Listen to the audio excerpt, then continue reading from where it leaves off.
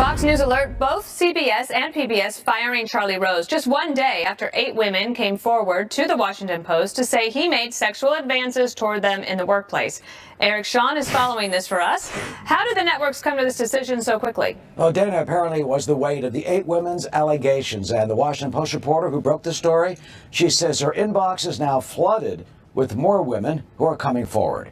You know, at 75 years old, Charlie Rose is a television news icon. He was axed by CBS. His interview program ended at PBS, all in the wake of the allegations of more sexual harassment that the women charged fell on deaf ears when they complained. And you know, their stories are now familiar. Interns and young female staff members saying in his case, Rose routinely hit on them or reacted inappropriately by groping them, touching them, walking nude in front of them, and even engaging in physical and emotional abuse.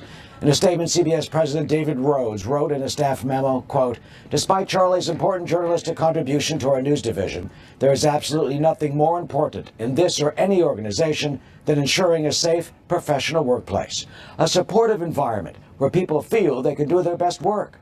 We need to be such a place. I've often heard that things used to be different, and no one may be able to correct the past, but what may have once been accepted should not ever have been acceptable." This morning, before he was fired, Rose's CBS News colleagues, Nora O'Donnell and Gail King, said they were rocked and reeling from this and that they have a heavy heart for someone who has been so respected. This will be investigated. This has to end. This behavior is wrong, period. I'm not okay. After reading that article in the Post, it was deeply disturbing, troubling, and painful for me to read. That said, I think we have to make this matter to women.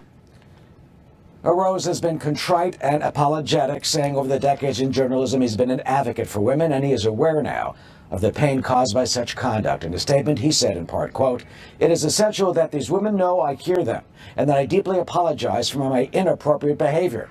I am greatly embarrassed. I have behaved insensitively at times, and I have accepted responsibility for that, though I do not believe that all these allegations are accurate," he said. "I always felt that I was pursuing shared feelings, even though I now realize I was mistaken."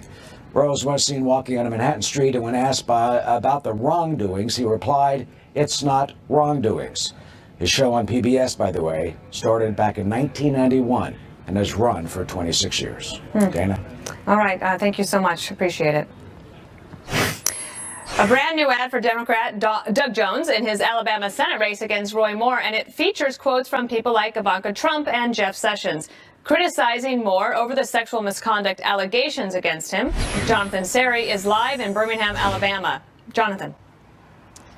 Hi, Dana. Well, as a Democrat running in a solidly red state, Doug Jones is trying to reach out to moderate Republican voters, and those are apparently the very people that this ad is trying to target. It features quotes from prominent Republicans suggesting that they believe the accusers of Roy Moore. Watch. Conservative voices, putting children and women over party, doing what's right.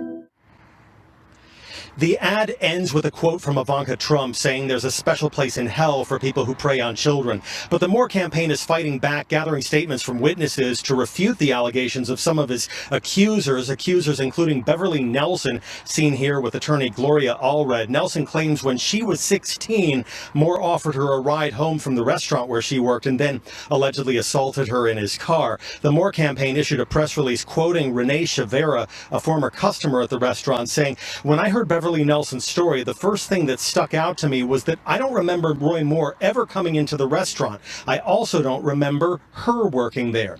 The campaign also quotes former employees at the Gadsden Mall to debunk a report in the New Yorker suggesting Moore had been banned from the shopping center because of unwanted contact with teenage girls. Former mall manager Barnes Boyle says, "We did have written reports and things. To my knowledge, he was not banned from the mall."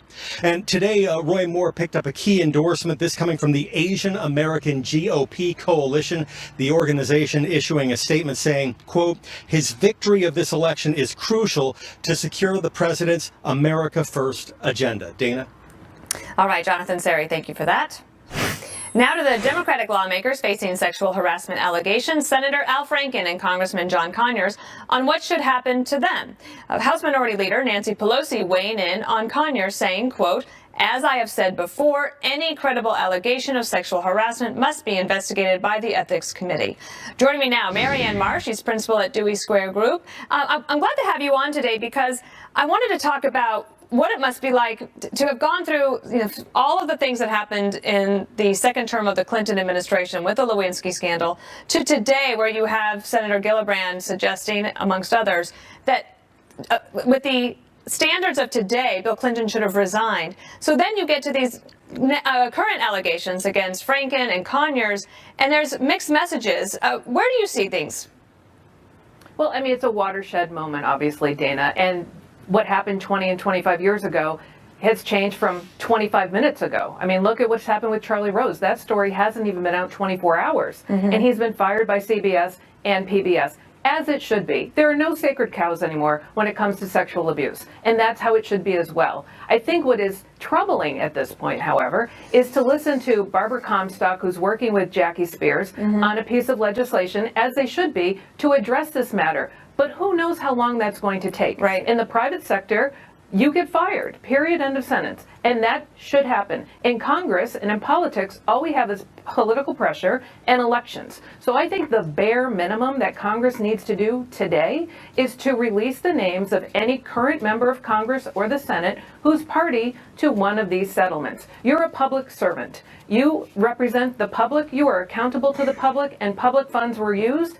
Everyone should know that, so that they at least can take that into consideration with an election that's only 11 months away. You know what I've been thinking about, just, I've done communications before I switched careers and have this job now, but yes, it's true that in the private sector, the consequences can come quick.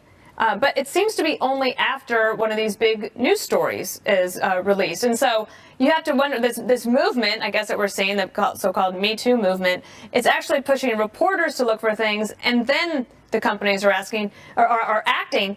But they've known about these inquiries for a long time now at some of these PR departments. Like, why don't they take action before it actually becomes news? And that is true of so many things, and that is what's so frustrating here, is that more often than not, in politics and business and life, people are ahead of the people who are in power every single time. And now, finally, decades too late, frankly, the issue of sexual abuse is being addressed. And a lot of women, I mean, the list of women I know who haven't been subjected to this is non-existent. And many careers and lives have been changed because of it. But so finally, the day's here. What do you think that, I guess if you're a partisan or if you support a party, what should you do if the person like Conyers denies the allegations altogether? Should you just throw up your hands and say, I guess there's nothing more to be learned here? No. I mean, first of all, this is about right or wrong, not right or left. Everyone should agree on this. And you either did it or you didn't. And if you did, there should be consequences, including losing your job. And in this case, it is as a congressman in the House of Representatives or a United States senator. And that's why there does need to be a mechanism. In the interim, though, however, the public pressure that can be brought to bear on elected officials should be withering, and there should be no exceptions. And I think this is where you see what's going on in Alabama. Everyone says that's up to Alabama voters, but the consequences of Roy Moore, if he gets elected, I think in terms of partisan politics here, it is very hard for Republicans after this to continue to be the party of family values. Or the Democrats to say that the Republicans have a war on women. I mean, there's nobody's pure in this situation. Marianne Marsh. Nobody. You're right, every time. I've got to run. Thanks so much for being here today. Thanks, Dana. Happy Thanksgiving. So do you have questions about the tax bill and how the changes could affect your personal taxes? Congressman and certified public accountant Jim Renacci is here to answer your questions.